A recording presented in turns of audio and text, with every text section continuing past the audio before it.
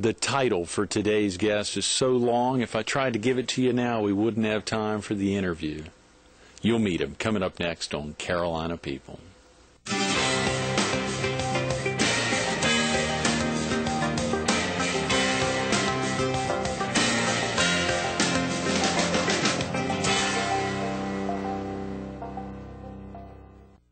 Good morning. Welcome to Carolina People. This morning we're at Garden City Furniture in Garden City on Highway 17 Business. We're focused on the Myrtle Beach tourism industry, and we're visiting with Gary Loftus from Coastal Carolina University. That's right. It's such a big title there. I'm going to have to ask you to tell us exactly what it is. Well, my business card is 4x6. That's right. Got to pull it out. Pull it out, right.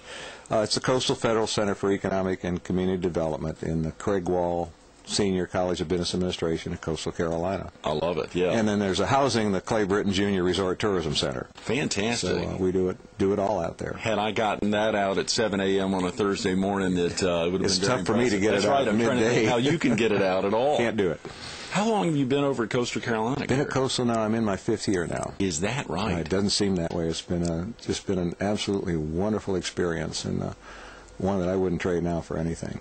And, of course, the center there was more or less, was it set up around you, or it had been set up before you? The center started by the Horry County Commission on Higher Education in 1988, mid to late 80s, along with 3 other centers. One was Marine and Wetland Studies, right, which, of course, is internationally known. Mm-hmm. And we're extremely proud of that. So it's been going on now for some almost 20 years. Originally, Pete Barr was not only the dean of the business college, he headed up the center, right. And then it was given to one of our faculty members when Dr. Barr left to go with Burroughs and Chapin and came back to be provost. Mm-hmm. And the faculty member just couldn't deal with faculty duties and this at the same time. It wasn't going exactly through no fault of the faculty. Right, sure. It's just that it's very time-consuming to do it right. Mm-hmm. And so they brought me on in January of 03. And we've been just taking off since then. It is very active. Of course, you all are out mainstream. You've been so well recognized and known in the community for as long as you have, but to be able to have this position, which even opens more doors, particularly from an academic perspective, to give not a little more legitimacy to what Gary would say, but, you know, having the Coastal Carolina wrap behind you, and, of course, the center there itself is... My mother would have thought it was a great thing for me to end my career, because she and my dad were both teachers, and so she thought it was a wonderful thing. She didn't like me being just an old hotel operator. You know? That was somewhat degrading to her, but there's some wonderful people in the industry and doing great things, so... When you talk about your parents, did you grow up here in the area? No, actually, I'm from born and raised in Cleveland, east side of Cleveland. Then after college, went with a company that was in Cleveland in engineering sales. Believe it or not, I'm an engineer by training. Is that right? Rather than a hotelier? Rather than a hotelier, right. They gave me a choice of territories of Toledo or Baton Rouge, and I immediately said Baton Rouge. Yeah, take me south. Yeah, because they said, well, why? And I said, well, I've been to Toledo. And got down here in the south and just turned down 2 promotions, actually, to stay in the same south. Company, one based out of... One to Kalamazoo and one to Chicago. So, is that right? To stay down here in the south and work with some of their distributors. And, right. Worked on the Saturn moon rocket and a few other neat things. So, really? Yeah, I had a lot of fun with that. It was some interesting work. You know, it's tough to imagine as folks are heading in certain directions, what will pull them out of that. And obviously something brought you to Myrtle Beach. Well, yes, it was a family affair, if you will. My in-laws, my wife's parents, had a small property on the beach, and they decided to build a high-rise hotel in the early 70s, and that was the Bar Harbor Motor Inn, which had always been the Bar Harbor Cottages. Oh, sure. And goodness gracious, we built this high-rise, and people thought the world had come to an end because it was 8 stories.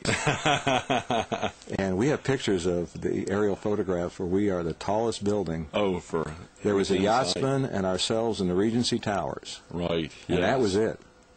for high-rises. And of course, everything else was no more than 3 stories. And those other 2 facilities, Regency Towers and Yachtsman, are they still in their same form now? They are still in their same form, yeah. as is the original Bar Harbor. Of course, we rebuilt the Bar Harbor 3 different times. No. Once after Hurricane David, I think in the late 70s. Of course, then Hurricane Hugo took us 6 months to get back in. And then we had a tornado on July 6, 2001 at 4:21 in the afternoon that did us completely and kind of nicked the property next door to us on both sides. But it it took us almost a year to get back from that because it just blew everything out. And I remember that. I mean, I remember seeing, of course, pictures of that and everything. And the roof hanging off the side, and it was a brand new roof too. It was kind of, it was a brand new membrane roof, and we were so proud of it. And there it went. There it went. You watched it down on the ground. Yeah, it wasn't even 6 months old. No way. Yeah, 2 trolley buses on their sides in our parking lot. It was that. It just came through that quick. Right, and it just bam and gone. And some incredible things happen in a tornado. You don't really understand how freakish it is. Were you there that day? No, I was. Well, actually, I was only. I was on Oak Street at 17th. And my wife called and just said a tornado. You know, in fact, I drove there and the skies was dark, normal afternoon, 4 o'clock thunderstorm, right? Right. And people were standing out in the street pointing up, and I said, look at those nuts out in the rain. And they were pointing at my motel being destroyed. So, I went in the office and got to an appointment I had and got a call. And so I went back, no traffic lights. I just got in behind a fire truck. Followed the fire truck all the way back. But we had our main sign, which was held up by 2 12-inch I-beams, was almost flat on the ground. It was only 3 feet off the ground, and it didn't break. It bent the I-beams. It just bent them, 12-inch I-beams. And I know a little bit about structural engineering, and that's an incredible force to have to bend it the way they bent it. It wasn't bent the way it was supposed to bend. So. We see the destruction in areas when it goes through a town, like in Alabama or other parts of the country recently, and we see schools and lives being taken. But for being your own, you and your families, and watching that both. It's kind of, and after we got it built back up, why then. My wife and I kind of decided that's it. We just can't rebuild this anymore, and decided to go out and do other things, and more or less retired after almost 30 years. That is fascinating. I saw from 74 to 2002, and to think about, of course, just the experience of being either there in the beginning when it was 8 stories and seeing the beach grow up around you, and of course the Yachtsman and Regency. Literally, you're right there in the middle between the two, almost identical, almost physically in the middle of those two. To think about the growth either between y'all or on either sides of those facilities over the course of that 30 years. And finally, they're getting the area between where we were at First Avenue, and the pavilion is at 9th Avenue, between 8th and 9th Avenue. Right. And the area in between, if you look at a map and you'll find out how shallow those properties are between us, Ocean Boulevard actually gets too close to the ocean in that area. You go down south, and it's quite a ways away from the ocean, but in that area, it's only about 150 feet. The lots are only 150 feet deep, if that. Some are 100. Ours were 125. But they've done an overlay zone, and now that area is coming back. Right. And rebuilding, and I think in the next 3 years it'll be completely redone, completely rebuilt. So. Sure, and for our viewers in the PD or southeastern North Carolina who've never been or seen the Bar Harbor, it's real easy if you're coming down 501, get on 3rd Avenue South. 3rd Avenue and hang a left at Ocean Boulevard, straight 2 blocks down. on the right. Yeah. Lord knows I've given that instruction out 100 times. And, of course, being there at the facility over the course of that, I mean, you really worked every side. Have you been in every room? You've probably picked up you've just done it all. Well, it wasn't that big a property. We ended up 125 units, I believe. Built the first building, then built the second building in the mid-'80s, second tower. But it's interesting if you're sitting there and your desk clerk says, well, can I go get a bite to eat? And you say, okay, I'll cover for you for a few minutes. And I haven't seen him since. And this was in 1986. You have to be ready to do everything at any time. It wasn't big enough where we could just walk away from it. Right. But it was small enough. we get to know all our guests. Sure. And that's really what we miss is the people. Actually, the 4th of July crowd, we still get together. Is that right? Yeah, we have golf outings. And many of the same folks coming back year after year. Same folks come year after year. Must be a powerful experience, of course, to see those families change. We're in 3rd generation on some families. Yes. So it's, grandfathers, parents, and now the kids are coming. Yeah. When I think of Bar Harbor, it seems like it's larger. Did it expand considerably either on the redo in the early 2000s? I mean, is there Bar Harbor and Bar Harbor South? Is that well? The Bar Harbor South was our second tower. Okay, South, right. Which was on the south side of First Avenue.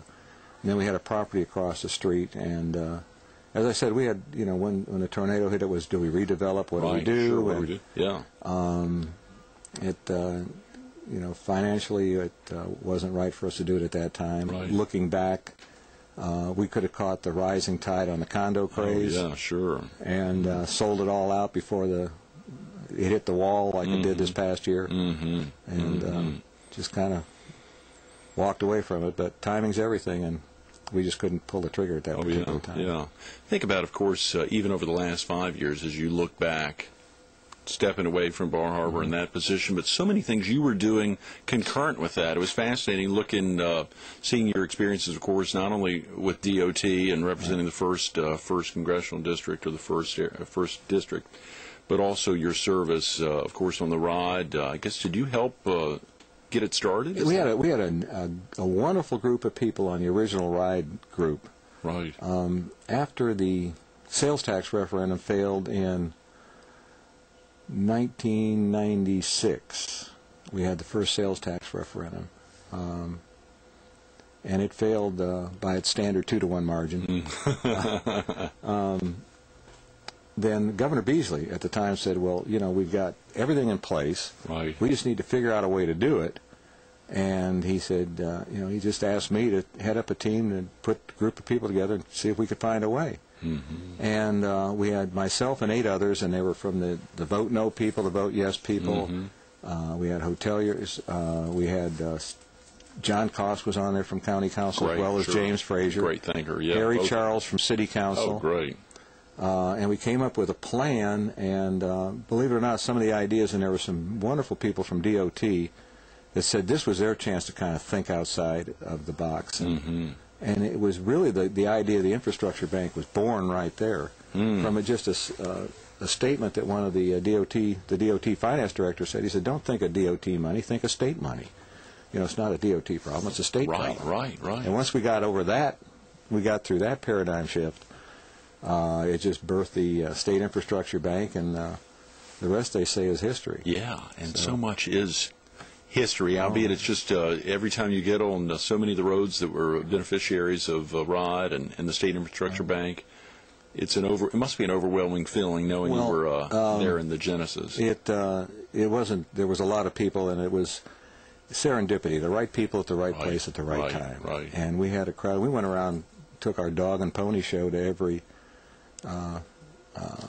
county council, city council, school board, everybody, and we got endorsed by everybody in Horry County. It's probably one of the few things that Horry County totally agreed on. And it was, as I said, the right place at the right time. It wasn't me, and it wasn't. Frankie Blanton was our vice chair from Blanton Supply up in Loris and North Myrtle Beach. And I would name all of them, but I'd forget somebody. That's right. Just one, yeah.